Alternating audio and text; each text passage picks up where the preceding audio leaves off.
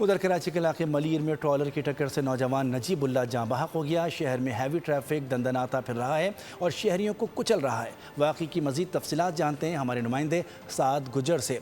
साद, ये बताइएगा कि रवां साल ट्रैफिक हादसात में कराची में कितनी अमवात हो चुकी हैं?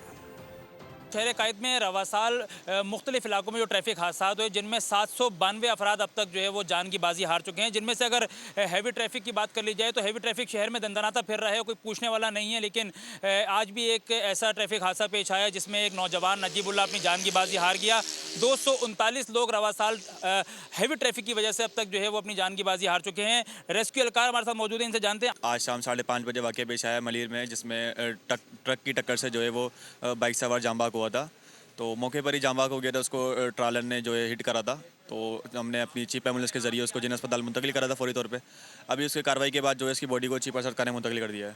देखिए जी, चीपा सरद खाने मुंतकिल कर दिया गया है। जिना अस्पताल जो है पहले उसकी डेड बॉडी को लाया गया नजीबुल्ला की। नजीबुल्ला जो है वो अपने वालिदैन का इकलौता बेटा था और घर का वाहिद कफील था।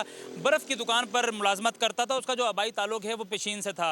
मोटरसाइकिल पर जा रहा था और जिस तरीके से 239 लोग जिस तरीके से गए थे, बिल्कुल ऐसे ही जो है वो आज नजीबुल्ला भी इस जहान फ़ानी से कूच कर गया। लेकिन हम देख ये रहे हैं कि हैवी ट्रैफिक आज भी सड़कों पर दंदनाता फिरता हुआ नजर आ रहा है। बहुत शुक्रिया, साद गुजर अपडेट कर रहे थे। सब्सक्राइब करें और बेल दबाएं ताकि कोई खबर रह न जाए।